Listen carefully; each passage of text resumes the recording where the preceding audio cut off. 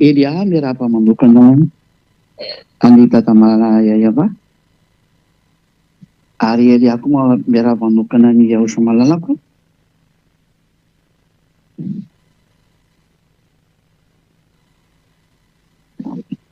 Ary hoan'izay mendrika anononana ny fitahiana sy ny fiadahana ary ny fahasoavana sy ny fahasambarana amin'ny Yaosha dia ho aminareo nge izany tenin'ny Yaosha izany, izany tenin'ny Elia izany.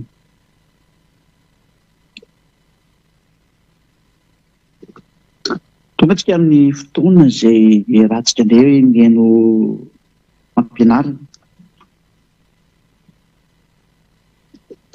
Ny lohatenin'ny fampianarantsika dia ataovy hoe tsy azo atao intsony ny mitandrina dimy folo. Izay mihitsy izany eton'ireo lohateny eo.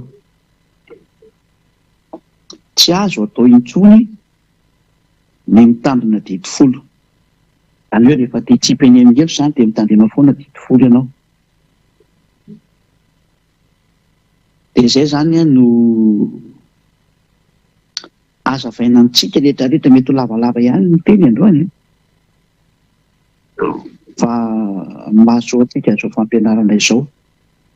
Ary entin'ny Elia hanampofoana amin'ny rehetrarehetra izay nangalatahaka ny anarana hoe Yaosha, na nanova hoe Yavasoa, na nanova hoe Yahosoa, na nanovan'izay Yahoa tsy maro samihafa any. Dia be anarana novovan'ireo olombelona dia manam-porofo aminareo izany androany. Mpangalatra tsy mahay mangalatra ny tena izy. Fa tsy misy an'izany olona manana an'io Andriamanitra marina io izany ka hitandrina dimy folo. Ay aloha ny zavatra sary voalohany.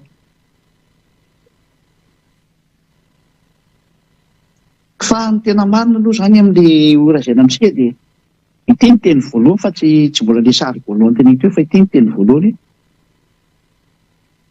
Ny olona izany izay mpanota dia tsy misy Andriamanitra mihaino azy izany. Fa rehefa tsy mihaino azy Andriamanitra, ny Elohim Israely izany, dia voalohany miresaka sy mifandray ny olona iny dikan'izay. Satria ny lalàna dia milaza mihitsy hoe ny mpanota dia avy any amin'ny devoly.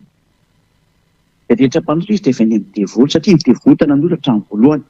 Izao raha vakentsika aloha izay fanombohana izay araka ny bokin'ny Jaona voalohany. Jaona voalohany toko fahatelo andininy fahavalo. Jaona voalohany toko fahatelo andininy fahavalo. Tahaka nareo misy hoe iza izany kokoka izany fa mivadiko izany. Mety akaiky mantsy sady manaraka an'ilay teny izy amin'ilay hoe iny andreny mety namitoro teny rehefa sendra mifanina mitoro teny dia efa eto izy eto akaiky izy.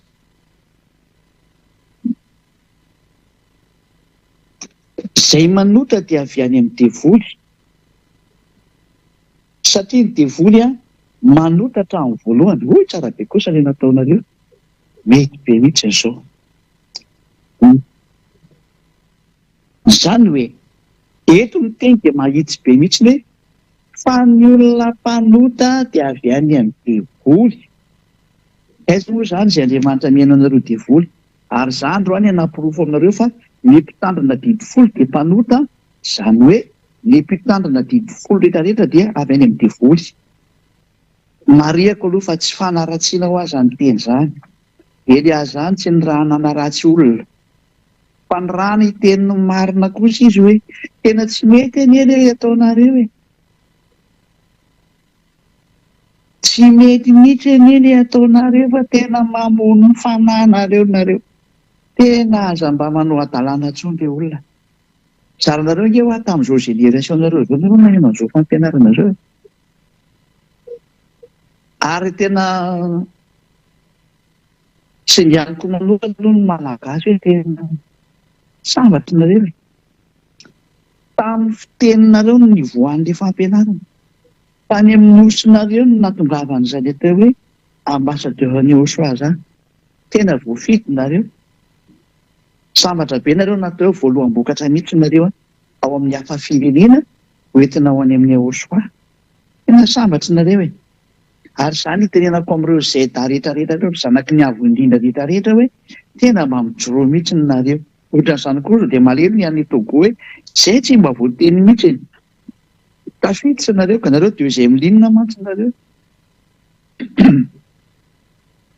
Reo ny deuxième ligne dia mifalia mihitsy nareo any. Sambatra be nareo.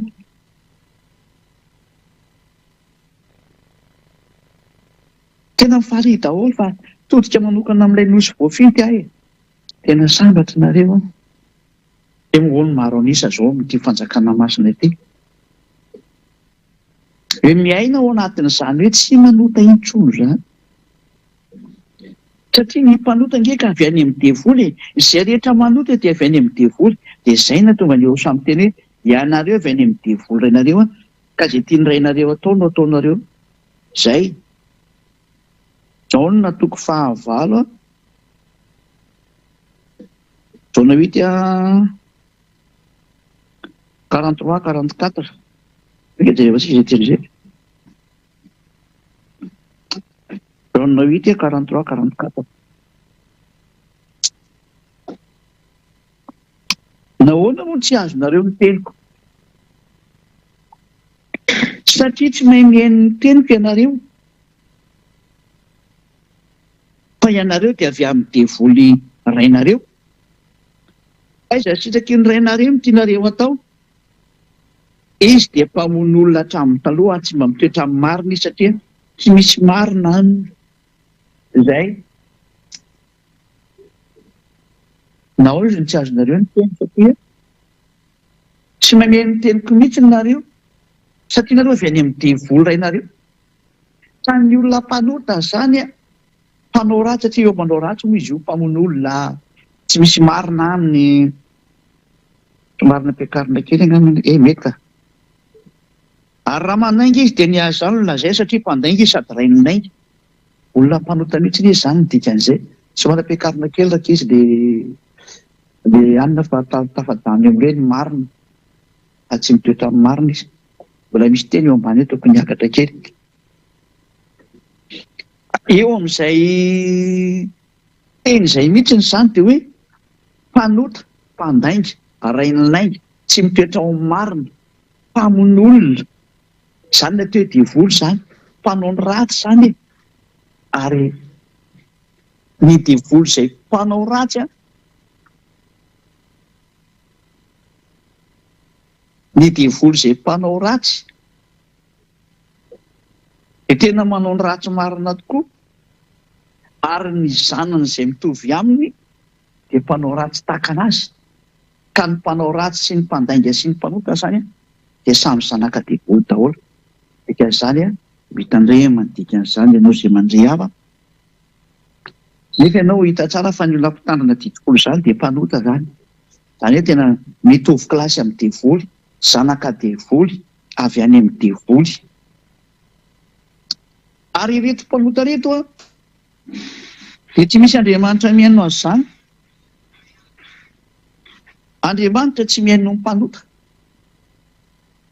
Afetsika hatrany mihitsy ny fanazavana Isaia 7:50 satria fampianarana dia tsy maintsy fiainona daholo ny teny. Isaia 7:50 andiny voalohany sy ny faharoa. Isaia 59 dia 1 sy ny 2.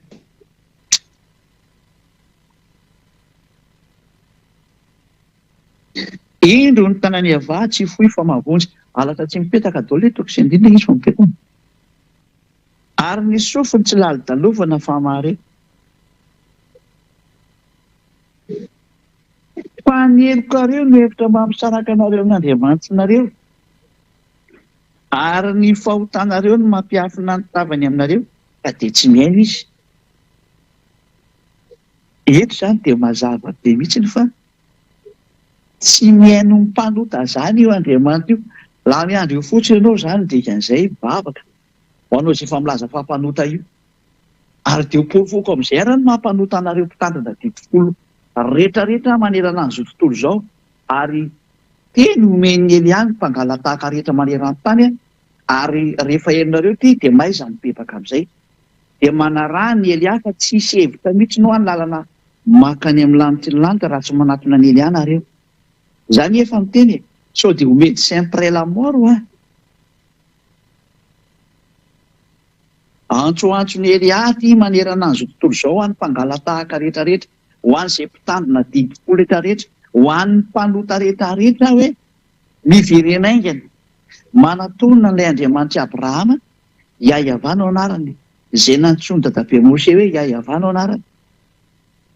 Aty tena mazava be ty satria aty amin'ny faritry ny tatsinanana zany miveny le W tena torony hoe ve mihitsy ary be na be ray amin'izay foana. Aty zany vao teny hita mihitsy hoe ty W ty tena ve mihitsy fa zareo tandrefanareo no manovan'izy ho. Fa raha ty amin'ny faritry ny atsinanana ty tena ve mihitsy ny anonany zareo an'izany W zany fa tsy ho ve na be fa ve moa tena fiantsoany zareo anazy foana zany. Ary izay ny tena napetraka ny anarana hoe ny anarana moa tsy hoe zareo no nametaka anazy fa fanamporofona aminareo fotsiny ty tena hoe Iaiava. Parantesy kely iny satria ty zao raha miteny hoe working dia working ozy ry zareo ary raha miteny zareo wife dia wife ozy ry zareo fa ianao miteny hoe wife amin'izareo zany zavatsafa ny andesany azy zany. Dia moa parantesy kely zay. Eto zany tsika dia mahita mihitsy ny hoe tsy mihaino mpanota io Andriamanitra io, lavitra anazy nge zany. Ary izay ilay voalaza ao amin'ny Jaona 9:31 satria namporofonitsika mihitsy hoe laha ny andro nareo mivavaka rehefa mpanota fa aza miditra any am-piangonana intsony fa mijanona. Jaona 9:31, Jaona 7:9-30 mivaky tahaka an'izao ny soratra masina vakitika voninahitra eo soa malalaka. Fantatsika fa Andriamanitra tsy mihaino ny mpanota fa izay mivavaka aminy sy manao sitrapony no henoiny. Io Andriamanitra marina io zany dia tsy mihaino ny mpanota zany mihitsy io. Andriamanitra tsy mihaino ny mpanota. Mazava ho azy zany fa laha ny andro ianao hivavaka eo satria tsy mihaino ny mpanota io Andriamanitra io. Laha ny andro io fotsiny ianao, laha ny andro ianao makany am-piangonana any hirahira any, izay eny mahatonga an'ilay olona andeha hivavaka dia mifanadala fotsiny ny atao zareo am-piangonana ao fa na mifampidera bika sy paozy fa tsisy mitady an'Andriamanitra zany. Raha mitady an'Andriamanitra zany ireo dia mitady hevitra ny tsy ho lasa mpanota. Mitady hevitra ny tsy ho lasa mpanota rehetra ny mitady an'Andriamanitra. Zatra fiangonana tsisy mahafaka amin'ny fahotana dia lozika be amin'izay samy mifanohy ny adalàna eo. Zava-doza amina tambo mihitsy ange miseho amin'izao. Fa samy tonga sainy, samy tonga saintsika. Ahoana zany ny ahafahany Elia milaza fa tena mpanota nareo mpitandrina 10. Izao arany. Hainareo tsara mihitsy ny faniravan'ny dada Iava io 10 sy lana Mose io tamin'ny alalan'ny nanam-poteny ny fisoronana. Raha vao nipoteny dada Iava ny fisoronana dia rava ny 10 ny dikan'izay. Izay aloha zany ny filazana voalohany hoe rava ny 10. Raha tonga ny lohateny hoe tsy azo atao intsony ny mitandrina 10. Ny antony hoe tsy azo atao intsony ny mitandrina 10 satria rava ilay izy. Ary izay ny porofon'ny Elia eto androany. Fa izay mitandrina 10 rehetrarehetra dia fa omany ny bagazy.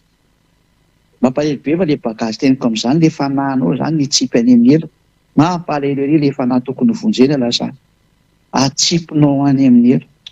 Tena mba mandiny reto Ory olombelona tena mba aza vonona ilay fanahy. Aleo ilay fanahy mba ho velona amin'izay fa be izay nampijalianao anazy izay. Nentinao tany amin'ny Andriamanitra tsy izy, nataonao nilomano tao amin'ny fahotana, nataonao niaina tao anatin'ny faharatsiana mampitsirangana, oak'izay. Mba henoa ilay fitarenan'ilay fanahy ry olona. Dia mbola ny fitiavanao tena ihany ve ny hamonoanao ilay fanahinao? Nefa io nge le miaina mandrak'izay io le tsy mety maty, fa ianao nge lasa vovoka e. Dia le fanahy tokony hivelona mandrak'izay ve atsiponao any amin'ny eny? Aza dia tia tena ireo olona. Aza dia tia tena ianao. Omany dia fanahy mba teo vonjena. Fa tsy raha inao mihitsy e. Maninona ianao dia manao anazy ohatran'izao?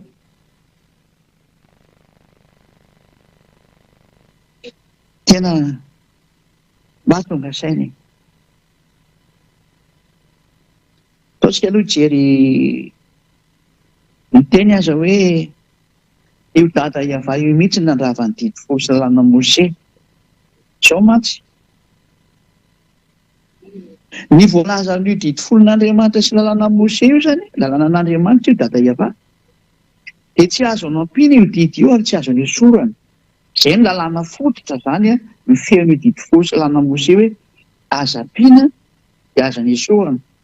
Deutéronomie toko faefatra andininy voalohany sy ny faharoa. Deutéronomie 4, 1 sy 2. Ary ankehitriny ry Israely, mihaino ny didy sy fitsipika izay ampianariko anareo mba harahanareo, dia ho velanareo ka hiditra sy andovan'ny tany izay omeny avy Andriamanitra ny razanareo anareo. Teny hoe arao ilay didy tsipitsipika izy izy a, dia ampianariko anareo, dia mba hiditra ao amin'ny tany Kanana anareo.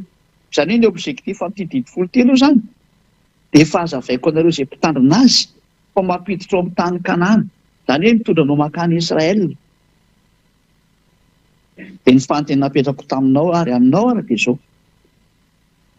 ianao ve lasa nakany Israel rehefa mitandrina an'io, satria izay ny objectif amin'io? Ianao raha mbola mipetraka ao amin'ny tany misy anao io, mandrakany roany mbola eo ianao. Fa ilay didin'Andriamanitra nomena zanak'Israely dia mitarika anazy ho tonga any Israel. Dia tsy miendra indray sasany dia Israely ara-panahy io, aza mba miteniteny foana e. Olona tena ho an'ny Israel nge reto olona reto e, ary tonga tao izy. Ianao ngamba tonga tao? Aiza misy ohatra Israely ara-panahy io zany? Hitanao amin'izany ny hevitra diavoly avy any amin'ny diavoly ao amin'ny sain'ireo mpitondra fivavahana sy ny mpanodikodina ny tenin'Andriamanitra io, miara-mita izao tsika izao miteny hoe hiditra sy andovan'ny tany izay omeny avy Andriamanitra ny razonareo anareo. Natokana ho any zanak'Israely mihitsy izany izy, satria ireo no any amin'ny tany Kanana, dia any Israel zany. Ireo no makany fa tsy ianao. Efa diso adresaka ianao zany izay hafa firenena izay nitandrina an'ilay didy folo, satria maninona? Ilay didy natokana ho an'ny olona ho any Israel, ianao olona tsy ho any. Inona zany nitandremanao an'io? Raha breziliana ianao dia hipetraka ao Brezila, inona zany nitandremanao breziliana an'io? Ho an'ilay mpitondra fivavahana ao Brezila. Raha ho azareo any Togo, ianao raha olona tsy ho any Israel koa na tsy hipetraka any ianao, ka hoe hiverina ny Togo foana satria any ny tanindrazanao. Inona zany nitandremanao an'ilay didy folo? Ho anareo Togolais, ho anareo Malagasy ohatran'izay koa. Raha Malagasy ianao angano hoe hipetraka any Israel, ianao nga dia ho any Israel na tena izy, fa ny olona hipetraka sy olona any Israel nge no mitandrina an'io e. Ianao raha sady tsy mieritreritra no any ary tsy manam-pahefana ho any, daholo ianao nefa no mitandrina an'io. Eo ange dia efa diso nareo e. Hiditra sy andovan'ny tany izay omeny avy Andriamanitra ny razanareo anareo. Ny olona mpitandrina didy folo zany a, ny objectif amin'izany dia mba ho tafiditra ao Israel. Nefa tsy mety niditra anakany fa mandrakandroanao mipetraka ao amin'ny tany misy anao. Anao Amerikanina, ianao Anglisy, ianao Frantsay, ianao Alemaina, ianao nizanizy, ianao zany. Hitenenako an'izany teny izany hoe ahoana ianao amin'io sary io? Ianao Indiana, ianao Japonais, ahoana ianao amin'izao teny izao? Hitanao fa any dia efa diso daholo ny zava-drehetra. Loatra disotsika ny teny. Aza ampianareo ara ny teny izay andidiko anareo, ary aza ny esorana anareo. Fantandremo ny didiny avy Andriamanitra reo izany didiko anareo. Ity didin'Andriamanitra didy folo sy lalàna Mose ity zany dia efa namoahana didy hoe aza ampianareo, dia aza ny esorana anareo. Tsy aza atao mihitsy ny zany manampy an'io, ary tsy aza atao mihitsy ny manaisotra an'io. Fa tena lalàna mihitsy ny zany.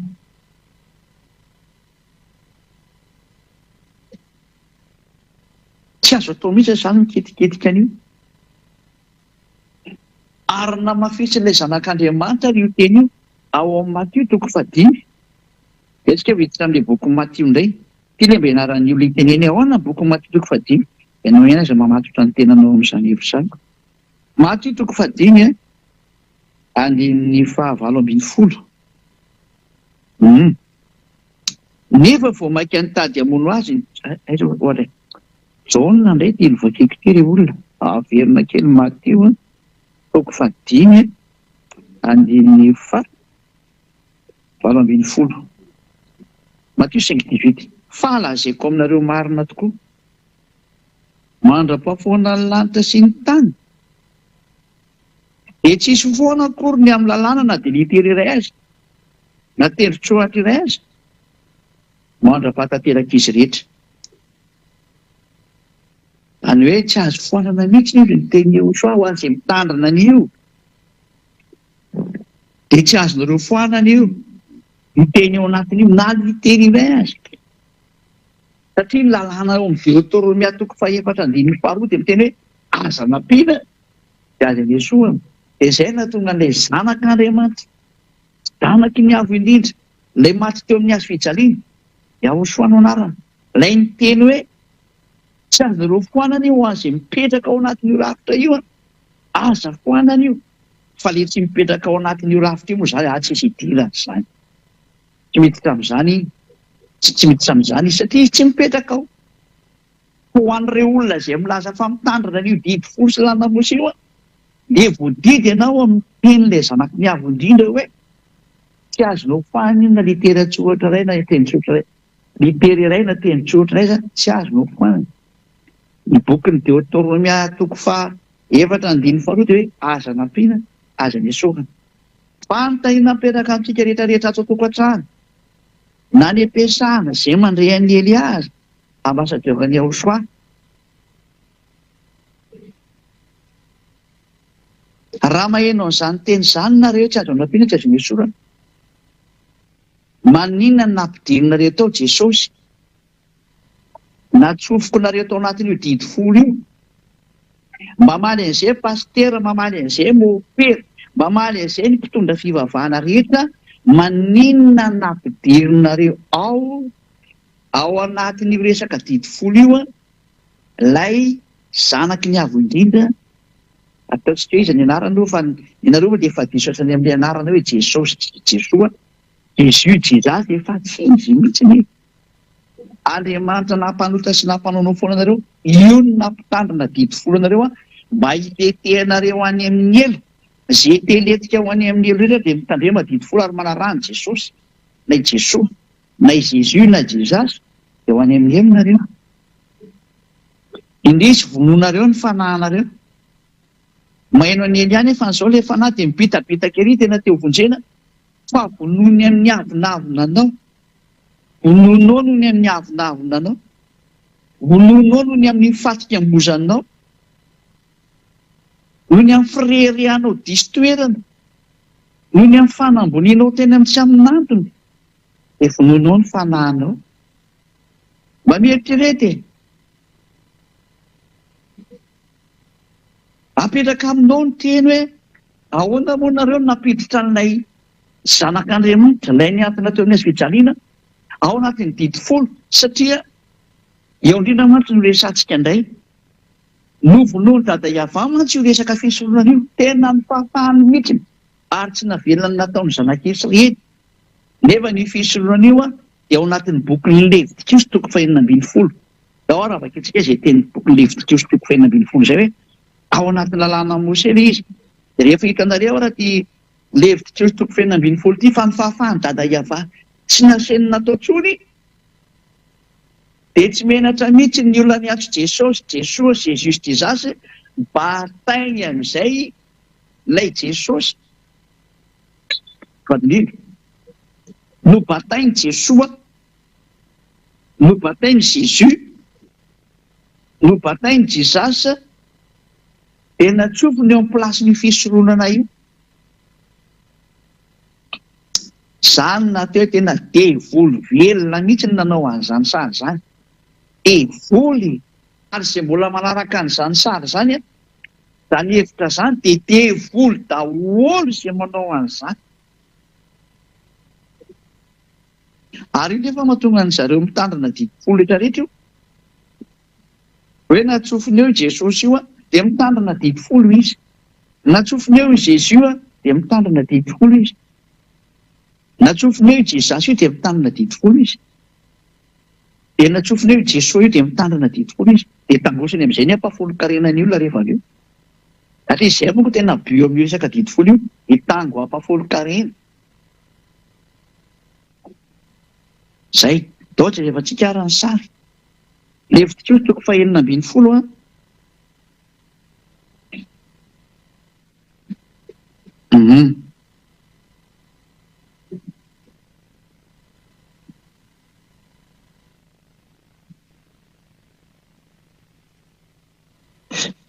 Levitikos toko fahaenina ambin'ny folo a, andinin'ny fahadimy.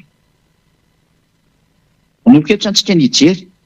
Ary ny fiangonan'ny zanak'Israely, Levitikos toko fahaenina ambin'ny folo manompo ny andinin'ny fahadimy a, dia ho teneniko eto le andiny rehefa avy eo. Ary ny fiangonan'ny zanak'Israely dia handraisan'ny osy lahy roa atao fanatitra noho ota sy ondry lahy iray atao fanatitra dorana. Eto zany le hoe maka ondry eto.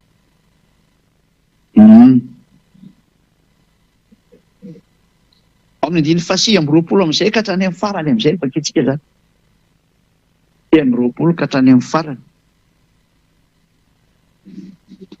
Ary izao no lalàna mandrakizay ho anareo amin'ny andro fahafolo amin'ny volana fahafito a, dia aoka hampahorin'ny tenanareo nareo ka tsy ianao raharaha akory nareo na ny tokotany na ny vahiny eo aminareo amin'ity andro fahafolo amin'ny volana fahafito ity zany. Zany hoe le 10e jour du 7e mois. Zay ny zany. Fa amin'izany andro zany andiny fahatelopolo no anaovana fanavotana ho anareo a, fanadiovana anareo ka adio afaka amin'ny fahotanareo rehetra eo natreny avay anareo. Zay. Ity andro fahafolo amin'ny volana fahafito ity zany dia fanadiovana ny zanak'Israely a, mba tsy manota intsony izany izy rehefa amin'ny vaninandro ihany, mba fanafahana ny fahotana hoy io. Zay le sary zay. Dia men'ny dada Iavany izay ny teny ao amin'ny andiny fefatra amin'ny telopolo, Levitikos 16:34. Ho lalàna mandrakizay ho anareo ary zany, hanaovana fanavotana ho an'ny zanak'Israely a, indray mandeha isan-taona hahafahany amin'ny fahotany rehetra. Indray mandeha isan-taona zany ny anaovana an'io, fanafahana amin'ny fahotana. Io le hoe fisoronana io a, le fanalana amin'ny fahotana. Io Levitikos toko fahaenina ambin'ny folo iray manontolo io. Ary mambony an'io toko sy andininy io, io fisoronana io satria io no manala amin'ny fahotana. Ka raha ianao hiaraka amin'izany Andriamanitra marina zany a, ianao tsy misy fahotana ny mety aminy. Ka ny mahambony an'ity Levitikos toko fahaenina ambin'ny folo ity, le fanesorana ny fahotana indray mandeha isan-taona, dia satria io ny lalàna mampadio ny olona tamin'ny Israelianina zany. Mahatonga ny Israelianina afaka hiaraka amin'io Andriamanitra io indray mandeha isan-taona. Zany no mahambony indrindra ny fisoronana raha tsy hainareo rehetra rehetra. Tsy ambony zany sabata zany, fa nga ny sabata mahatonga anao hiavana amin'Andriamanitra. Raha dikainao ary ny sabata dia eo anao sy ny tranonao rehefa tsisy fisoronana eo.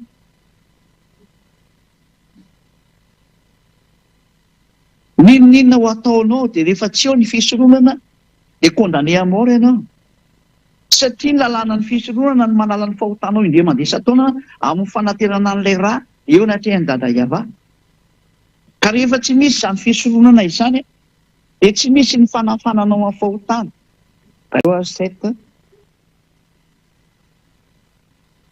Eto misy an'izany Hébreu zany ato. Hébreu 7 eo amin'ny 10 io angamba izay manomboka. Zay. Hébreu 7:11. Hébreu 7:11 amin'ny teny frantsay. Afaka avoakanareo amin'ny teny gasy koa fa tsy maninona aloha izy. Si donc la perfection avait été possible par le sacerdoce lévitique, raha ohatra nozy izy ka ny fahatanterahana dia azo niraisina tamin'ny alalan'ny fisorohana ny Levy. Dikan'io zany raha tena dika amin'ny teny gasy mahitsy be sy tena milamina be mihitsiny. Car c'est sur ce sacerdoce que repose la loi donnée au peuple. Satria tamin'ny alalan'izany fisorohana izany no matory. Zany hoe ny fisorohana zany ny fototry ny lalàna dikan'izay. Fa eritreretin'ireo moa zany fa raha vao nifototra mihitsy zany miala menjerana eny trano e. Raha vadahoana iny ny zavatra hitra eo ambonin'ny fototra io rehefa miala ny fototra. Eritreretin'ireo raha manahita an'ireny zavatra tifirina reny ka hoe raha vao nifototra fa andeha menjerana eny trano e. Any amin'ny faritry ny Ukraine any tena be an'izany. Aty tifirina io sevy hatrany le trano dia bo raha any amin'ny fototra mivovoa mipotika daholo le trano rehetrarehetra.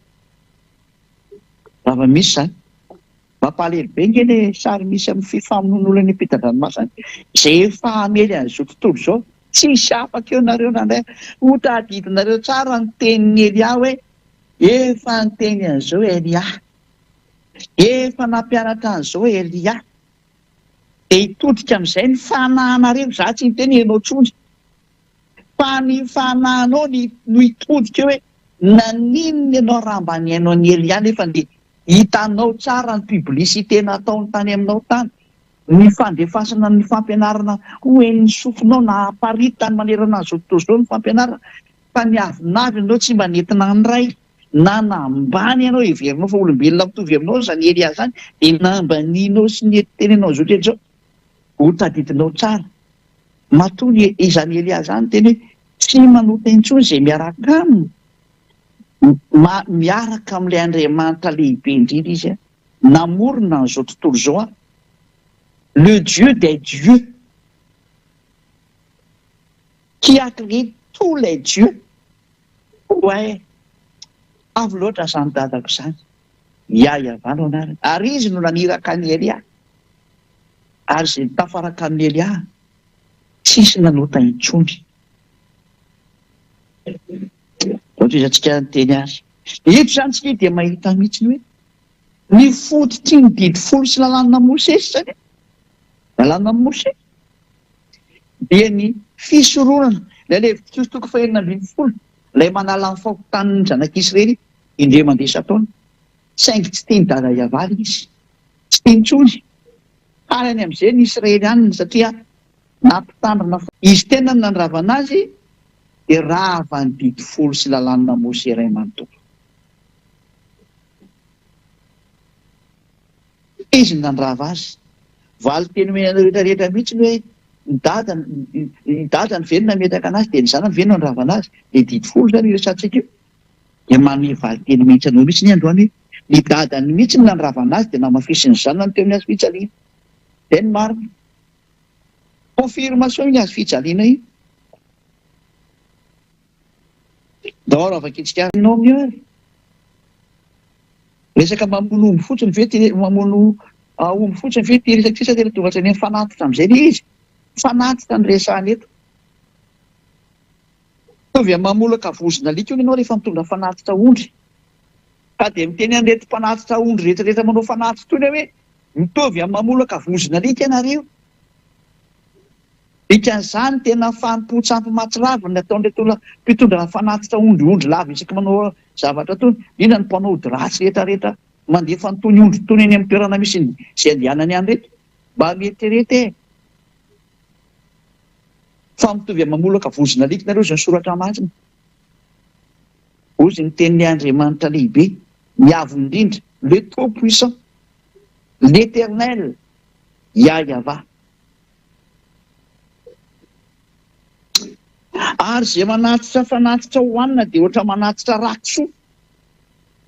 Izay rehetra manao fanatitra rehetrarehetra ozy ny ten'Andriamanitra dia tovy amanatitra rakisoa nefa le kisoa fady mihitsy raha ny dimy folo resany hoe aza mikitikitika an'ireny zareo sy ny dada iava zany hoe mihinana an'ireny nefa dia mitovy amanatitra rakisoa ianao zava-dozane zany zava-dozane zany tsy mety sonangely efa natika ary zay mandoro ditika azo manofinofo natim-patsiarovana dia ohatra misaotra ny sampy zay rehetra fombany amin'ity fanatitra ty zany ninona ho ataonao dia lazay ny dada iava mihitsy hoe mitovy amin'ny manompo sampy mitovy amin'ny mamolaka vozonalika mitovy amin'ny mamon'olona mitovy amin'ny manatitra rakisoa eo dada iava no nilaza mazava tamin'ny alalany tamina Mesea fa tsy mety ampitsony ny fitandremana ny didy folo sy lalàna Mose satria niravako mihitsy ny fisoroana izay fotiky ny lalàna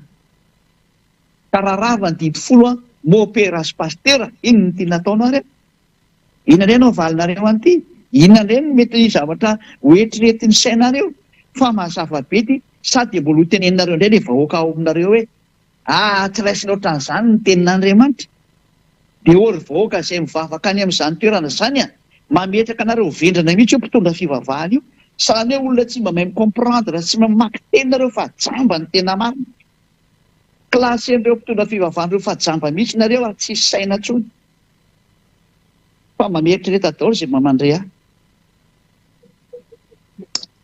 zara moa ianao mpitondra fivavahana io ke mbola vonjeny eny ahy zany mbola tsy nanakatona varavarana taminao mbola miteny anao za vonjeo ny fananao rehefa mbola tiamonjy ianao fa rehefa tsy tiamonjy ianao dia adalanao sy izay te hiaraka aminao mazava be ny teny miara-mamaky tsika io miara-mijery anie tsika rehetrarehetra hoe manerana zao tontolo zao miara-mijery daholo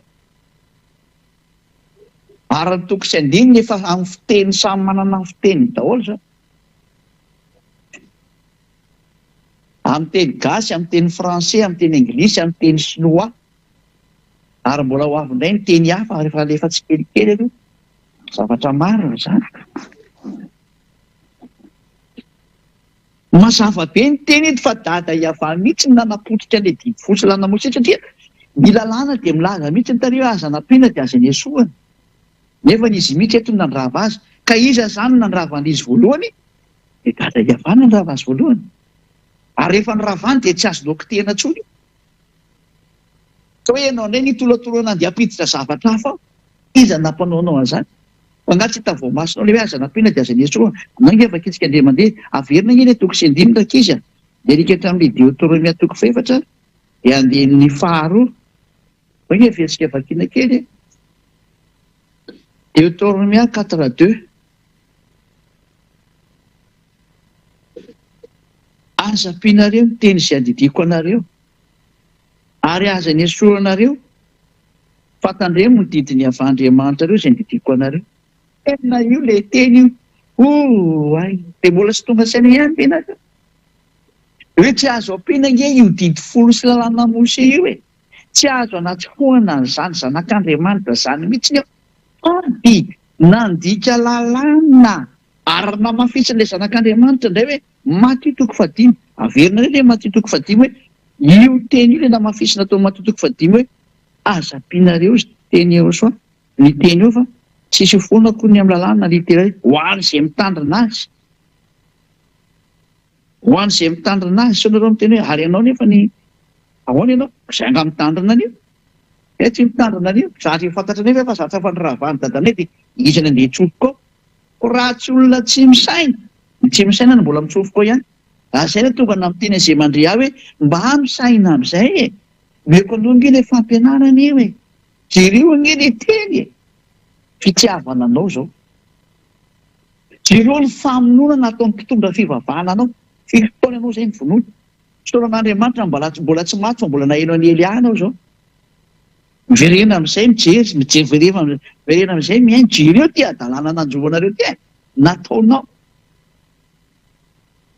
efa kitsika le teniny eo soa fa lazaiko aminareo marina dia marina tokoa mandra-pafoana ny lanitra sy ny tany dia tsisy ho foana akory ny amin'ny lalàna na dia literena tendrotsoatra iray aza mandra-patateraka izy rehetra dia mandra-patateraka izy rehetra reo mbola mafisika tsara rehefa kelikely eo satria hiditra amin'izay hoe ny rahavan'le zanany eny didy folo io ny rahavany tsaratsara mihitsy ko ny dadany nandrava azy voalohany ko namoa tsy mafisy eo miazy fijaliana zay le hoe tsy mety mipetraka mihitsy ny lalàna ny Yehosoa raha tsy raha didy folo io fa manjary misy double constitution ndraiky constitution didy folo dia ndraiky constitution Yehosoa lalàna ny Yehosoa dia tsy mety io fa tsy maintsy raha ihany ny lalàna rahana dia zay no mahatonga hoe tsy maintsy ny rahavana ny didy folo dia mipetraka ny Yehosoa ary nandrava ny voalohany nefa ny da malala ia zay zay ny zava-marina zay ny zava-misy izy nandrava ny voalohany indrindra enantsika amin'izay le teny teo araka ny bokin'ny Isaia averina amin'izay le saraka izy Isaia 66:3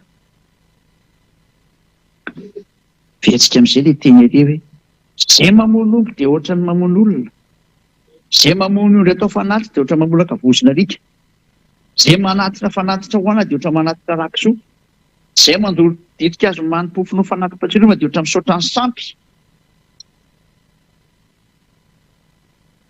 eny tahaka ny fidianany reniny aleny sy ny falian'ny fanahany tany favetavetany io zany ateserany dada Eva ty miteny ity dia tahaka izany kosa no ifidianako ny fampahoriana azy sy andatsahako ny fahatahorany ho aminy satria ny antso aho fa tsy nisy namaly ny teny aho fa tsisy netiny aino fananao izay ratsy teo masoko izy ary ny tsisitrako mihitsy noho ny fidiny ay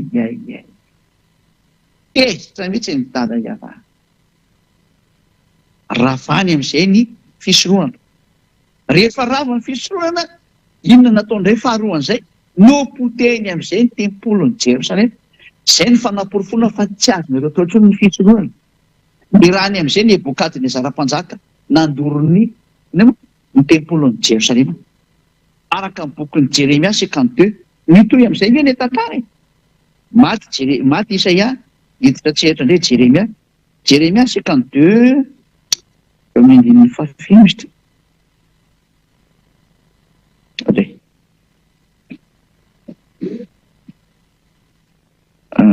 Isaia 52 Isaia 52 12 dia 13 Isaia Jeremia azafady Jeremia 52 variana be mitady le teny dia lasa Isaia indray voateny fa Jeremia le izy Jeremia 52 12 ka hatramin'ny 13 zay ka hatramin'ny 14 mihitsy ny zany zay mihitsy ny vakitsika zany hoe ty ary nataony dada Eva teny amin'izay ny tanàna ny Jerosalema midorina zany amin'ny tempoly rava tsisy mipetraka tsony zany rehetra zany ary tamin'ny andro fahafolo tamin'ny volana fahadimy tamin'ny taona fahasivy ambin'ny folo nanjakan'ny Nebokadnezara mpanjakan'ny Babilôna dia tonga tany Jerosalema Nebozaradana lehibe ny mpiambina mpanompo ny mpanjakan'ny Babilôna ka nandoro ny tranony Ava sy ny tranony mpanjaka mba amin'ny trano rehetra tany Jerosalema ny trano lehibe rehetra dia nidorona tamin'ny afo avokoa ary ny manda rehetra manodidina ny Jerosalema dia noravany miaramila ny kaldiana rehetra izay nanaraka ny lehibe ny mpiambina rava tanteraka mihitsy ny tempoly rava ny tanàna rehefa tezy dada Eva tsy mety mihaino ny teny amin'izay ianao koa izay tsy mety mihaino izao teny izao ianareo rehetrarehetra hafa firenena eny fatra ny amin'ny Israeliana rehefa tratran'izao teniko izao izay tsy mety mihaino ny teniny iry miomana koa ny fandravana anareo fa tena miala nenina faraparany ery fa tena loza mahatsiravina ny enjoan'ny taninareo mbola tazomina fotsiny ny loza tsy hikapoka aminareo amin'izao ritenenako izao fa tena mihaja mba miteny angely aho hafanenina foaka izay fa dia tsy zakanareo tsony ndehandeha ny andeha amin'ity taninareo ty tsy zaka ny lohanareo fa tena ho avy amin'izay le teny hoe hiazakazaka anareo ka hivimbena hitady ny tenin'Andriamanitra zay tsy fanirikanona fanetaeta hitady hanina ary eteta isotro rano fa faniriana hitady ny teny avava tsy ahitanareo. Ho tonga aminareo daholo zany teny rehetrarehetra zany.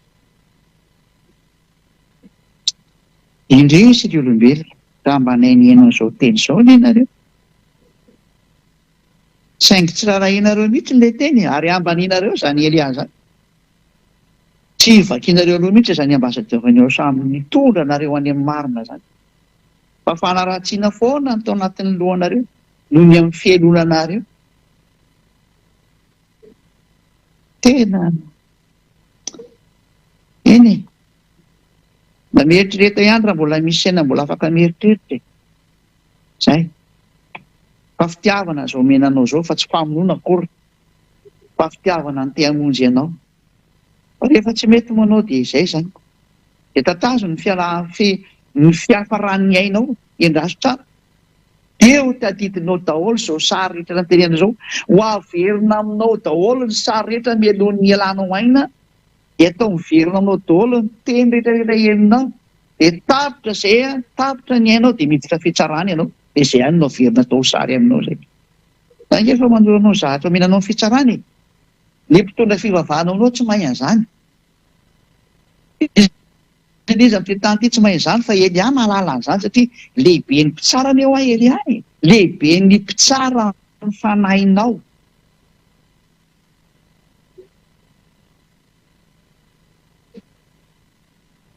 Tsy mitsara nofonao zay fa ataonao iny nofonao zay nke tsy tonga ho an'ny nofonao re. Fa mitsara ny fanahinao. Dana tonga na miteny an'ilay olona manao ratsy an'i Elia hoe raha mba fantatro io olona alohanao io tsy sananao an'izany. Ianao raha mety ny kroka tao aloha mihitsy mba avonjeo re za. Raha mba fantatrao zany atao Elia zany. Tsy hainao re izy.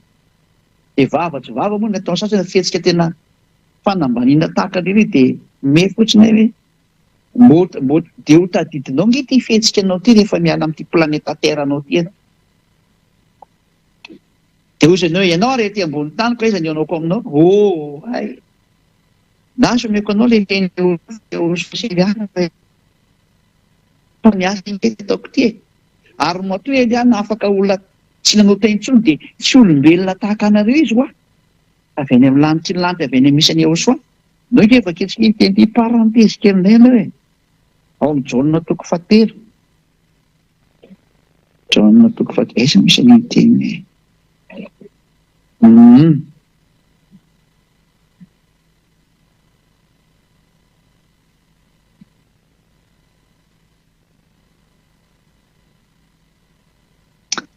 Jaona 3:13. Jaona 3:13. Toko 7 andiny 7:12. Ary tsy nisy niakatra ho any an-danitra, any amin'ny lanitra zany. Afa-tsy ilay midina avy tany an-danitra dia ny zanak'olona sy any an-danitra.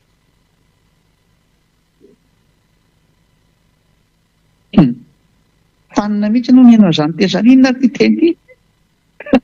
Eto ary mama tena inona? Izay izy. Aveko tsara le teny. Tsy nisy niakatra ho any an-danitra ary amin'ny lanitra zany. Afa-tsy ilay midina avy tany amin'ny lanitra ny lanitra. Dia ny zanak'olona izay any an-danitra.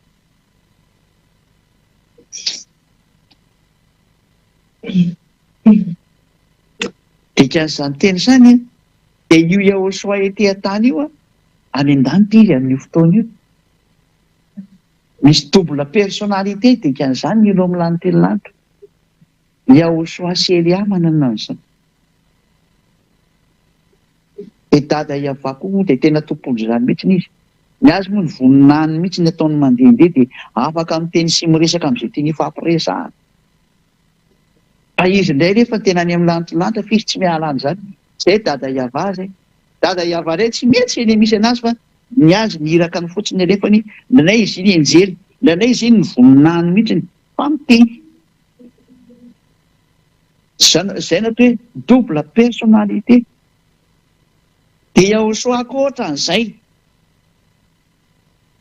Yahosoa indray ny vatany mihitsy nety fa ny momba azy koa mbola any. Dia ilay mijanona ny foana ny anankiray zany misy anakaiky mijanona momba anazy any. azaveko anareo. Aleo matandezaveko anareo mihitsy le izy e. Dia azonareo tsara amin'izay. Misy ny anankiray amin'ny Yehosoa tsy azo entina makety aminareo ety, dia azonareo izy. Fa raha tena momba izany Yehosoa izany no tena midina makety, dia mikarapoka ty taninareo ty. Sa dia izay no lazaiko anareo. Tany dia midofotra ty taninareo toy ny fitenenana. Izany nahatonga hoe iny Paoly apôstôly iny efa namboarina be mihitsy ny fifandraisan'ny Yehosoa amin'iny, fa afaka mifandray amin'iny ohatran'iny nataon'iny Yehosoa. Nefa ny nahaizana tsatra nikarapoka daholo izay olona teo, ary jamba mihitsy ary moa ny afaran'ny Paoly dia tena nisaka tamin'ny vantana. Fa mafy be ny force de présence ny Yehosoa iny. Tsy misy Yehosoa avy any amin'ny lantilanitra izany ka hiresaka amin'ny olona etỳ an-tany ko velona iny olona iny. Fa protection be teny efa goavana be nomena, ary be dia be ny zavatra efa esorina any amin'ny vatan'ny Yehosoa ho afaka mifandray ohatran'ireny izy. Satria izany Yehosoa izany Yehosoa égale force destructrice, lumière destructrice, feu destructeur, afo mandrava sy mandoro, fahazavana manapotika sy mandrava ny zavatra rehetra izay akaiky iny. Dia izay sary izay raha hoentina izay tena ray manontolo amin'ny Yehosoa izay hoentina midina etỳ an-tanareo ity, tany dia mirefitra ny taninareo. Raha mizobo zavatra efa misy sao izany. Izay tany rehetrarehetra raha izy moa izany mandrava tsy dia rava, fa na tsy andrava izy fa izay misy anazy etretra mirefitra daholo izay misy anazy eto. Izay lalovana izany dia mirefitra daholo iny e. Dia izay no mahatonga ny hoe voaterina jana iny zavatra iny any amin'ny lanitra any ambony any. Fa ny tena ny heriny midina makety. Izany hoe ny heriny sy ny fahefany sy ny momba azy anankiray dia mijanona any aminazy any ambony any foana, fa ny vatany ihany no mandeha ity, dia izay ilaina ihany. Ny force ilaina mandeha amin'ity tany ity ihany no entina mandeha amin'ity tany ity. Izay ny dikan'io teny io raha tsy hainareo. Efa nazava izay. Fa raha hoe niara-midina tamin'ny Yehosoa daholo no tena momba azy rehetrarehetra, haiko misy olona hiara-monina aminazy tsy possible. Izany na hoe zavatra tsy possible. Izy ny olona hitan'Andriamanitra ko ho velona. Tsy m'existe izany. Izay azonareo tsara angambany izy. La même chose que Elia. Elia koa raha nentin'i Elia ty daholo ny zavatra momba ny Elia, dia mitovy tsisy valaka tamin'ny zavatra niseho koa. Fa nesorina koa izany rehetra izany fa izay ilainy Elia mandeha amin'ity planeta Terre-nareo ity ihany omena azy sy ampitondraina azy. Ary omena araka izay itiavan'ny dada Iava soasoana azy koa nefany izay tia nomena azy. Fa ny tena ny akapobe ny rehetrarehetra dia napetraka ny anatin'ny atao hoe toeram-pitsarana any anatin'ny VSCC. Izay ny teniko anareo hoe miandry anareo azy ny Elia izany, ary raha azy maty rehetrarehetra moa tsisy nahita tsy afaka amin'ny teny ety aminareo ety. Izany mahatonga namely hoe nisy olona maty dia nahita ny hery, tena olona mitapitapy mihitsy izany. Izany ve ny rinoko hita izany hero izany. Zavatozana izy ary ianao raha lasa ny anelo izany tsy mivoaka velona intsony ianao, tena marina fa sarotra anie izany toerana izany.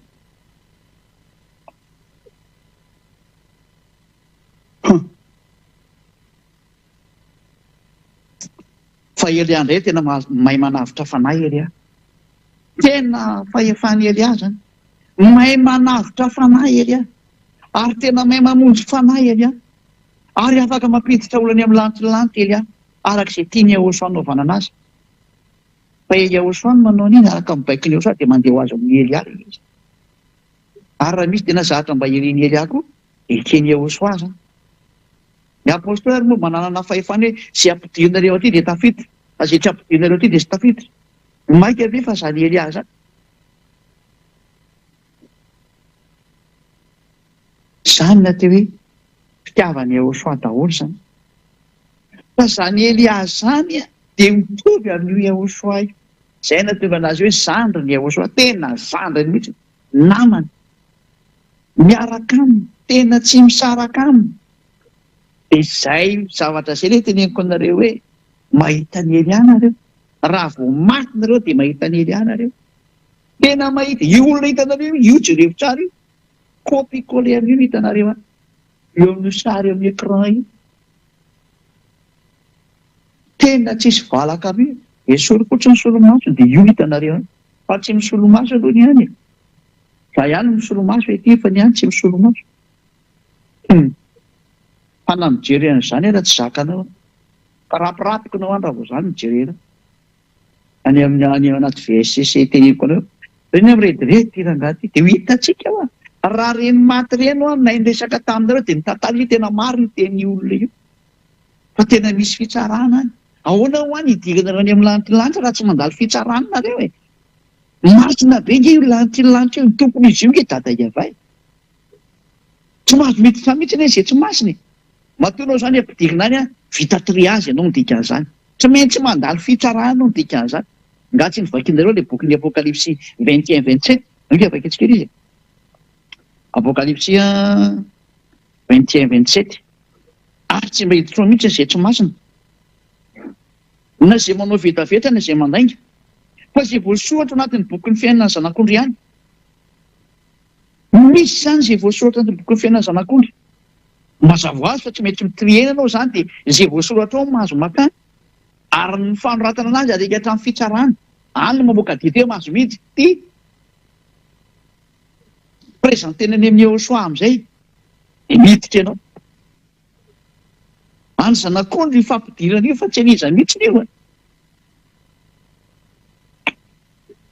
tsy mba miditra mihitsy izay tsy masina dikan'izany misy fitsarana dikan'izany hitirena masina sy ny tsy masina lozika anie izany tsy nareo olombelona ty no mametra ny masina sy ny tsy masina fa any amin'ny Yehosoa le izy sasaingy kotsiny hoe fantatra ny tenin'ny Yehosoa ary ny tenin'ny Yehosoa manamasina ny olona dia izay olona miaraka amin'ny Yehosoa kotsiny ary mitandrina ny tenin'ny Yehosoa dia masina izy ny amin'ny tenin'ny Yehosoa dia ao anatin'izany ny batisa ny fankatoavana ny teniny tsy mety manao ratsy intsony miaro ny tenina tsy hanao ratsy intsony lasa masina izy dikan'izay hita atao amin'ny Yehosoa atao amin'ny fanjakana masina izany fa tsy le olona mamaromaritra hoe olo masina olo masina hoana ianao nefa ianao raha mpitandrina didifolo ianao raha mbola vetaveta saina ianao raha mbola manolana zazakely bedibenka ianao izany lehilahy manambady lehilahy zava-doza aza maniditra amin'izany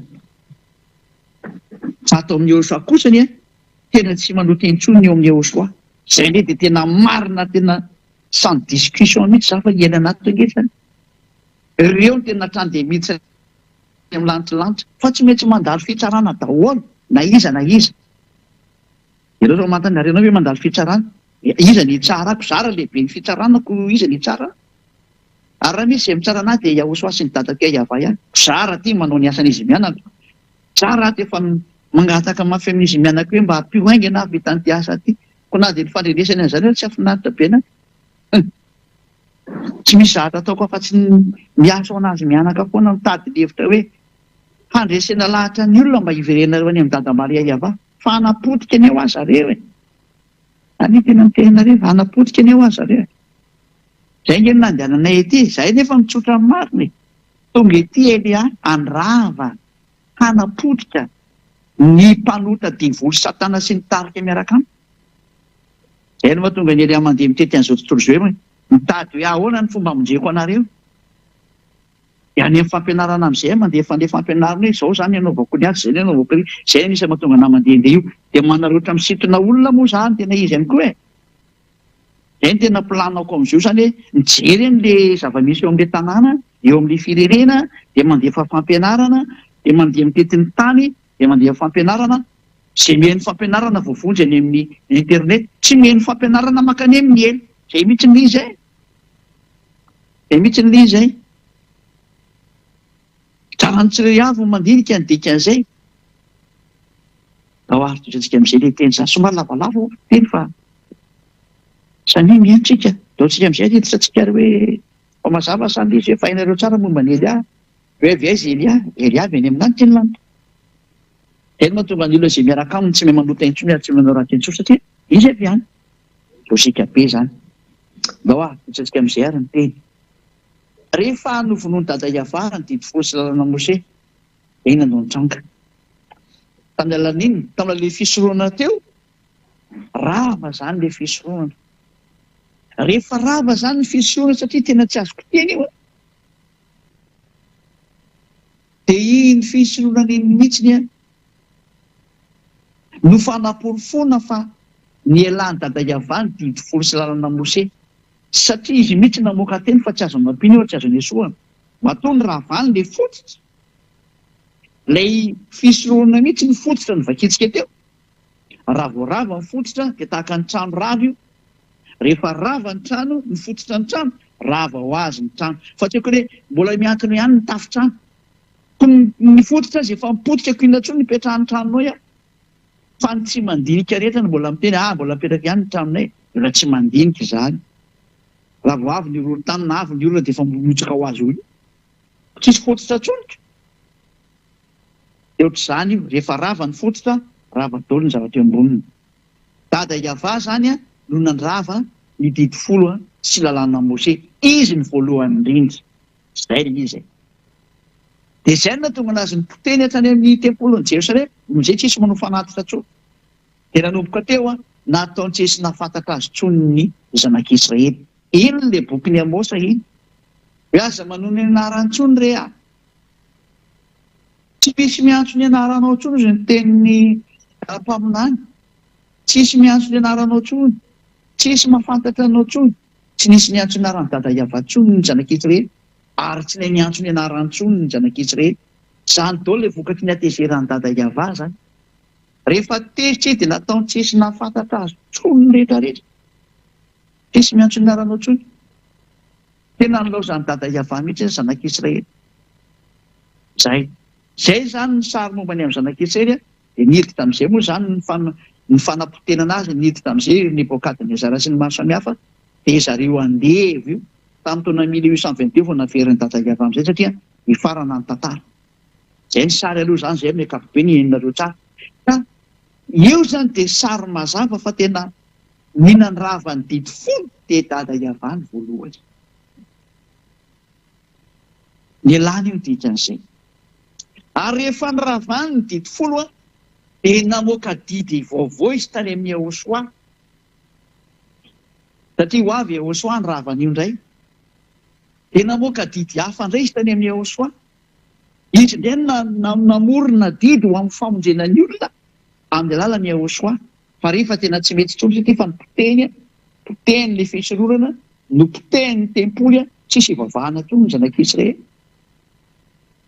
zao le izy menakavy miverina mbola didy folo ihany le zatra efa natezitra ny dada Iava ihany mbola iverenany dia zao le hafa firenena rehetra mitandrina didy folo daholo mahakasika ny dada Iava mihitsy zany mandriamanitra tsy izy mihitsy ny Andriamanitra tontolo rehetrarehetra ary izay mitandrina didy folo rehetrarehetra aza milaza mihitsy hoe miaraka amin'ny Andriamanitra ny Abrahama io lainga andemony ny voaka amin'ny vavanao tsisy an'izany Andriamanitra ny Grika foana miaraka amin'io fa mody ianao ny tena ovanarany io satria le Andriamanitra ny Grika Jehovah Jesosy angeny nampianatra an'io didy folo io fa tsy zany Ahosoa zany na zany Iava zany fa nefa misy mangalatahaka mihitsy hoe Yael Iava ny anaran'ny Andriamanitra tena gaga mihitsy anarana tsisy fantatrinareo dia zao ny devolo manaparitaka anazy me fotsiny ely fa zao ary ahoana le didy folo ny tandremanao ahoanao dia viraikitra tsy afaka eo anao iny ny porofo mitohaka amin'ny tendanao fa olona mpangalatra azy jiolahy ianao ny tena izy tsy mahafantatra amin'ny marina akory sady tsy ho afaka amin'ny fahotana mandrakizay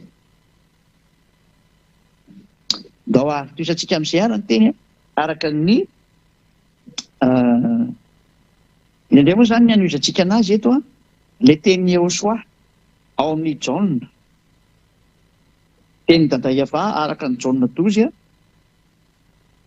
49-50 49-50 Jaona 12 49-50 satria izaho tsy niteny ho ahy fa ny ray izay naniraka izy no nandidy izay ho lazaiko sy izay ho toriko eto zany dia misy didiny menany Ahosoa zany ity no entinao midiny eny ambonin'ny tany dia ampahafantarin'ny olombelona ho amin'ny fanavotana anazy dia vainy ray zany ity zatra ho tenen'ny Ahosoa amin'ny olombelona ity raha tsy hainao didy hafa mihitsy ny fa tsy didy folo intsony korivo efa ravana azafady riva efa ny ravany hitantsika teo ny ravany Tadayava dia mbola iny ndray ve no entina avy any rehefa tonga ana miteny hoe nareo miteny hoe mahasika fo teny fa tena tsy mety kosa angely izy dia zay mitondra teny hoe mba misy saina kosa e.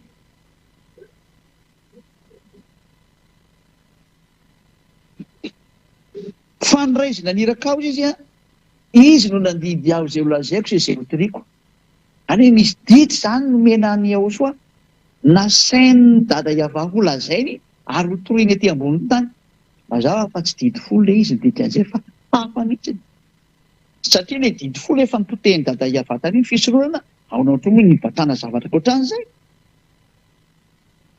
fa jereo ngeny le tsy matahotra an'Andriamanitra rety nalainy le fisorohana dia nesorony dia napetrany eo amin'ny plasin'le fisorohana hono le zanak'Andriamanitra jereo mahadevoly be an'ilay saina saina avy any amin'ny devoly iny zany fantika an-dalàna ary zany mampanota an'ireo mpitandrina didy folo ireo hoe mpanota tsy mendrika ka izy mitandrina didy folo io mihitsy no mahatonga an'azy ankoatra le Andriamanitra diso ary zany miprofo fa diso mihitsy ilay Jesosy Jesoa sy Jehova Jésus Jesus sy ny maro samihafa satria mampandika lalàna mihitsy le izy ireo ngeny mampitandrina didy folo io dia amin'izay le mpangala tahaka rehetra mbola mitandrina didy folo ihany fa mody ny vavany fotsiny miantso Ahosoa tena mampime mihitsy ena hoe mpangalatra tsy nenangalatra ao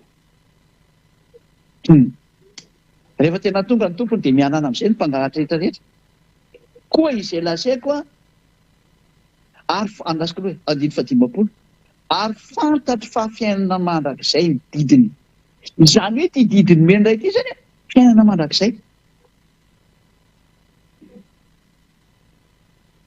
zany hoe i Ahosoa ty zany le zanak'Andriamanitra tena marina dia mitondra didy indray izy zany didy omena ny olona hotoriana amin'ny olona zavatra mbola hotoriana zavatra mbola holazaina fa tsy le fananana ny Israelianina teo hatramin'izay ka raha zany efa nananana ve mbola hotoriana e raha zavatra efa nisy ve dia mbola holazaina e ka tsy manana ihany kosa ve zany fa raha zavatra mbola hotoriana ary mbola holazaina dia zavatra hafa mihitsy ny izy le olona mba misokatra ho any saina fa efa andro farany ity ho farana tantaranareo dia mbola tsy tonga saina ihany venao izay mandehana ho tokantrano io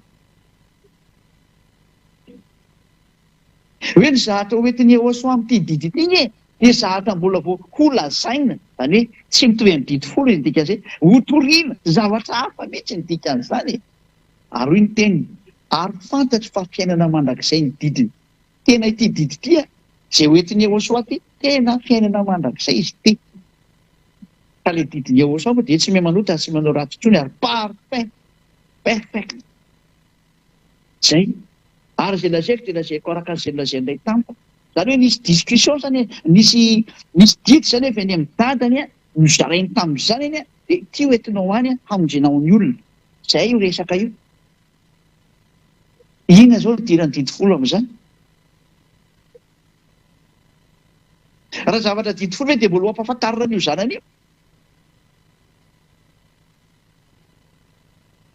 izy mianaka zavatra efa mahafantatra ny zavatra ny fanaovana tamin'ny zanak'Israely mbola ho ampianarina ny zanany ve le salesa mba mieritreretra zavatra hafa mihitsy aty satria hoe zay mbola holazaiko ary zay mbola hotoriako zavatra mbola tsisy mahay ity zavatra ity tsy fantatry ny Israely ihany ary ny amin'ny tsy fahalalany anazy mihitsy ny namoneny Ahosoa teo amin'ny fijaliana satria ny fanohitra tamin'ny zavatra nananany zareo le nyteneny Ahosoa no vonoiny amin'izay lozika be ngely izy zany no profa zavatra hafa mihitsy le nilazainy Ahosoa ary zavatra hafa mihitsy le nitoriany tsy nisy idirana didy folo zany resaka zany ka rehefa tsy nitovy tamin'le didy folo vonono zareo Israely ihany nefa dia tena Dadayava mihitsy ny namonjy le didy folo talohan'ny fotoana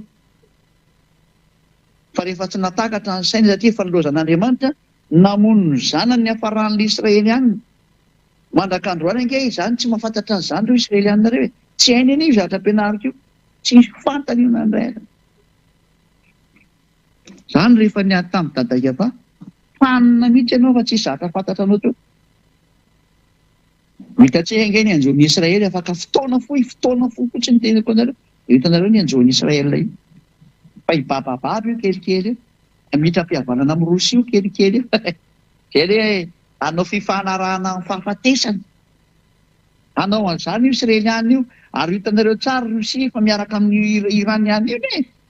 Lova kitsika ny ten'Andriamanitra mikasika any amin'izay izay tsy mino dia mba mino rehefa miseho ty zavatra ty nefany tsy ho tara loatra. Isaiah toko 7:20. Isaiah 28:15 angambany izay. Isaiah 28:15. 28:14 aloha e. 14 dia ny 15.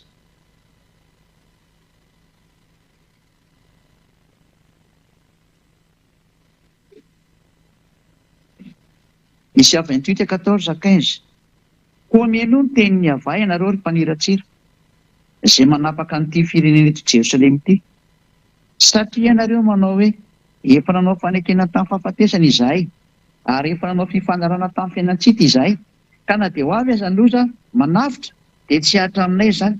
Fa ny lainga no nataonay ho fiarovana, ary ny fitaka no fiherery. Izay ny anjoan'ny Israeliana ho an'ny mpitondra firenena Israel. Loza anao fifanarana amin'ny fahafatesana zareo, anao fifanekena amin'ny fiainatsita zareo, zava-doza. Anao fifanarana amin'ny Rosia rehefa kelikely eo, ilay fahafatesana.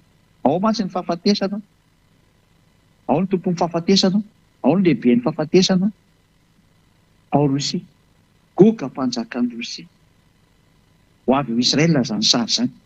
Tadidio rehefa miazakazaka Israel iny mitomany an'ny Rosia hoe hifanaraka amin'ny Rosia sy maro samihafa, dia tady efa nanao an'izay izy teo aloha, ho mafisiny amin'izay io rehefa kelikely eo.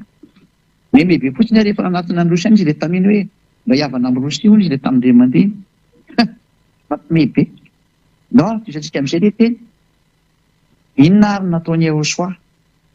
Nataony Yehosoa nravany didy folo sy lalàna Mose. Ny confirme izy ny fametrahana an'ity didy hoentiny ity, dia ny teny teo amin'ny fijaliana ny didy folo sy lalàna Mose. Lovaka itsika Efesianina 2:15. Tany dia lasitsika miazakazaka iny amin'izay mba tsy taraiky intsony. Efesianina 2:15. Fakitsika amin'ny anaran'i Yehosoa voninahitra ny dadamala Iavana. Efesianina 2:14 sy ny 15.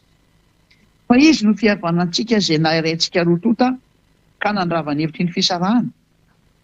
Fa tao amin'ny nofo ny nandravan'ny fandrafiana dia ny lalàna nisy didy natao ho-tandremana mba hanakambany antsika roa tota ao amin'ny tenany olombavao iray ka novan'ny fihavanana. Tao amin'ny nofo ny nandravan'ny fandrafiana.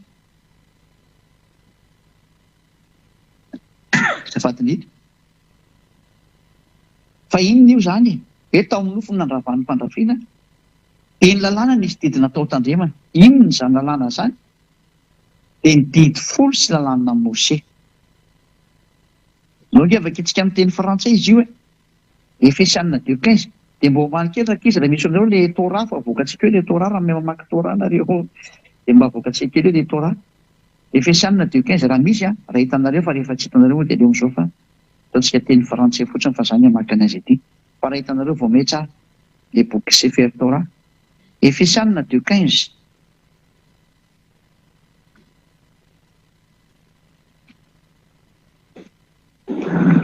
Efesianina 2:15. Ayant anéanti par sa chair la loi des ordonnances dans ses prescriptions. Rehefa noravany teny mihitsy ny tao nofony zany, la loi des ordonnances dans ses prescriptions, ny lalàna ny didy rehetrarehetra miaraka amin'ny fitsipika rehetrarehetra. Mazava be zany fiteny frantsay fa tena rava ny didy folo sy lalàna Mose. Baiboly katolika romana io vakiokio amin'ny teny frantsay. Rava ny didy folo, rava ny lalàna Mose. Dia andao indray tsika hamaky amin'ny baiboly tsy misy any aminareo any fa mety aty amina ty any angambany na amin'ireo rehefa tsika manaraka Efesianina 2:15 amin'ny baiboly jiosy indray ty, Sefer Torah ny jiosy amin'ny testamenta vaovao.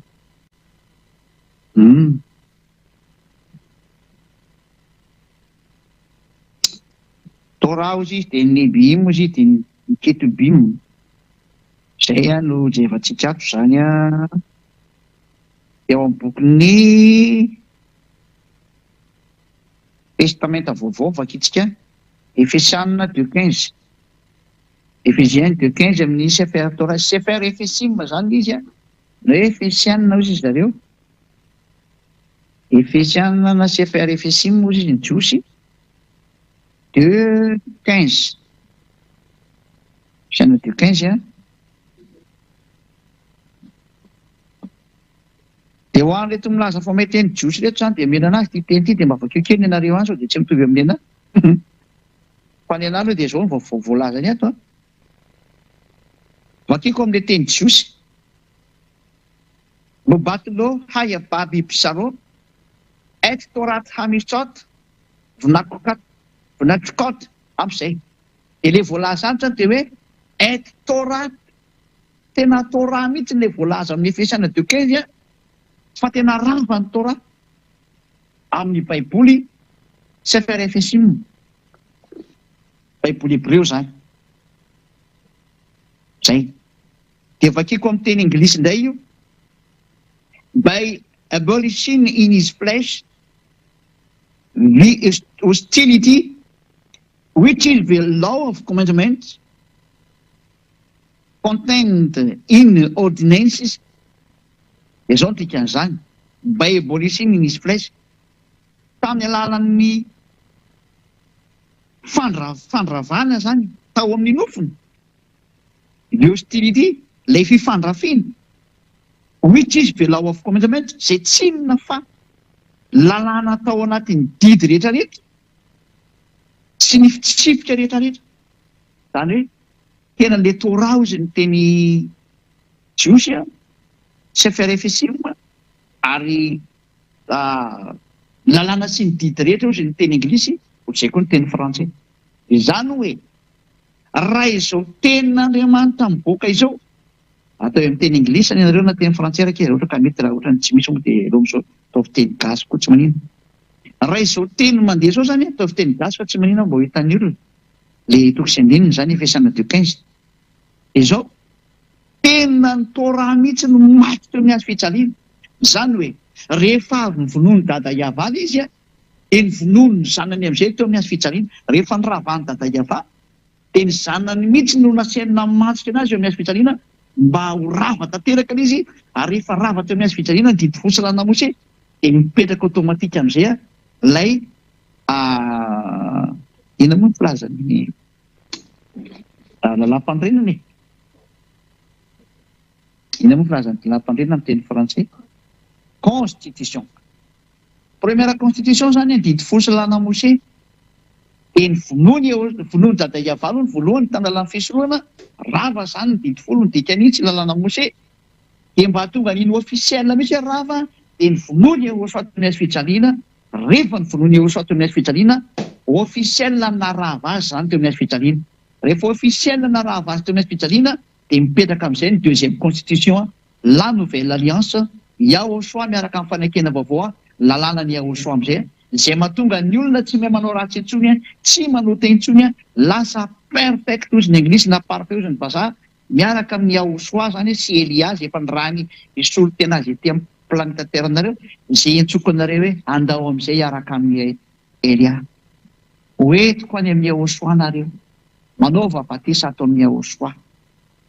Andao nareo mandositra ny atezerana izy efa tonga. Efa mamela ny taninareo io atezerana io e. Fa Elia le mbola mitady an'ilay olona, tsy mbola mijery ny zava-misy amin'ity taninareo ty hoe ahoana ny teny omenany ry, ahoana ny teny omenany ry. Dia zany mbola mahatonga ny Elia mandeha io mijery an'ilay hoe ahoana ny teny omenany rehetra olona rehetra, ahoana ny teny amonjenany ry, satria raha ho teteziko tsy ho vitako. Fa tsy maintsy teniny rehefa mandeha any amin'ireo.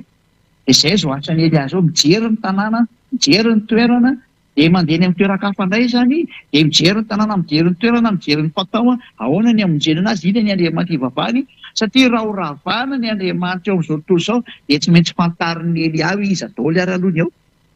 Manda lasa miteniteny foana Elia ny teny izy ka tsy mety zany. Fantariny daholo ny Andriamanitra tsy izy rehetra rehetra. Miara ravana amin'izay aorianan'izay. miaraka amin'ny fanavotana olona miala tao. Anjaratsika mieritreritra ireo olona, anjaratsika mieritreritra sy mandinika tsara. Mazava be sy mahitsy ao fa tena rava ny didifolo. Izay ny lohateny hoe tsy azo atao intsony no mitandrina didifolo, fa dia mpanotra ianao raha mitandrina an'io, satria hoy amin'izay ny apôstôly Paoly. Izaho aloha dia mba miteny nareo aza mba manendrikendrika ny Paoly ny tena marina. I Paoly ve izay olombelona kely io dia afaka hanova ny tenin'ny dada Iava aminareo e. Paoly izany ange tena ambany be ny olombelona eo a Paoly. Elias izany zavatra any amin'ny lanitra izany. Paoly izany raha mahita ny Elias dia mekoka ny tsy azony atao fa tena fantany izany Elias izany. Fantany izany hoe zandriny Jehosoa iny. Lazaiko anareo izany. Aiza ny ahafahan'ny Paoly manohitra ny dada Iava aminareo hoe dada Iava ve nandravan'ilay fisoroana dia i Paoly ve dia hanovany izany hoe ao fa naveriny teo izy Paoly fa adala ve nareo e. Jehosoa zao ve no teny mihitsy hoe tsisy foana akory io lalàna Mose na teny tsotra ray aza. Ho an'izay mitandrina anazy izany dia azaky tena io. Izay no tiana tenenina. Aza kitikitena io. Ilay zavatra tsy azo kitikitena dia hoe Israeliana ihany mahazo mitandrina an'io. Izay no voalaza. Ao nefa ianao malagasy, frantsay, anglisy no komoriana, tsy haiko intsony izay mety mitandrina an'io any. Iza nampitandrina anareo an'io izy. Afrikanina izany. Iza nampitandrina an'io. Iza miteny tanareo tandremo io. Itanao amin'izany tsy mampety an'ilay izy. Tsy mety mihitsy an'ilay izy. Daranao mieritreritra an'izany teniko izany. Izy Paoly nampitandrina an'ilay didifolo nefa izy mihitsy raha mahafantatra raha fa tsy natao ho an'ny hafa firenena io fa ho an'ny Israeliana reny ihany. Atao inona any amin'ny hafa firenena io izany. Handika ny didin'Andriamanitra izany izy aminao. Ary ireo tsara, i Paoly mihitsy ny arany mahafantatra fa rava ny didifolo. Izy nge no teny rava ny didifolo e. Tenin'ny Paoly ange amin'ny Efesiana 2:15 io. Tenin'ny Paoly. Ka i Paoly indray ve izany dia amerina an'ilay didifolo tandremanao. Nefa izy mahafantatra fa nyravany dada Iava mihitsy io. Ary izy mihitsy ny arany nampitondray ny Jehosoa teny hoe lazao fa tena rava ito amin'ny azy fijaliana. Teny Jehosoa nge navoaka ny hoe baiko ny Jehosoa tao amin'ny vavany io. Dia izy io nalaza ny fanambarana io. Ary mbola namafisiny ihany eo amin'ny boky ny Hébreux 7:18-19 no afaka antsika ny Hébreux 7:18-19. Hébreux 7 18 sy 19. Fa misy fahafoanana ny didy mialoha noho ny alemeny sy ny tsy fanasoavany. Fa ny lalàna dia tsy natanteraka na inona na inona. Fa misy kosa fampidirana ny fahantena tsara kokoa izay nataonantsika an'Andriamanitra. Misy fahafoanana ny didy mialoha, foana ho ny didy tany aloha tany dikan'izany. Ka inona moa izany ny didy tany aloha raha Hébreux no resahana. Ny didy Hébreux tany aloha tany ange dia ny didifolo sy lalàna Mose. Ahoana ozy ny tenin'ny Hébreux, foana ho ny didifolo sy lalàna Mose tany aloha tany, izany dikan'io. Satria maninona? Sady malemy tsy mahasoa. Izany daholo ange ny tenin'ny Paoly. Aiza nareo ny tenin'ny Paoly indray nampitandrina didifolo. Ary nareo ve tena mba mandinika sa tsy mandinika?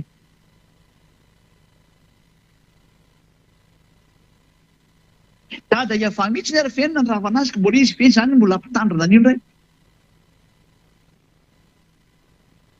Izy mihitsy nanapotika an'io, ary nopoteny hatrany amin'ny tempoly mba tsy hisanao an'izany resaka izany intsony. Eny nanapoteny io tempoly io. Dia tsy taitra mihitsy indray ilay olona avy any dia mibata an'ilay didifolo fanampatesa sy ny poteny averiny ihany. Pakasika an'Andriamanitra ny reto olona reto e.